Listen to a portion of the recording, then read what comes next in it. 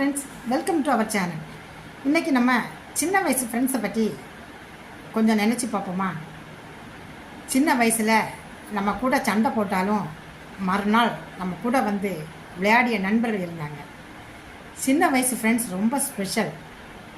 ஏன்னா அவங்களுக்கு நம்மளோட ஸ்டேட்டஸ் தெரியாது, நம்ம காசு தெரியாது, ஆனால் நம்ம மனசு மட்டும்தான் தெரியும். வாழ்க்கை மாறும்போது சில நண்பர்கள் தூரம் ஆகிடுறாங்க, சில நண்பர்கள் பிஸி ஆகிடுறாங்க, சில நண்பர்கள் நம்மளை உதாசீனப்படுத்துகிறாங்க.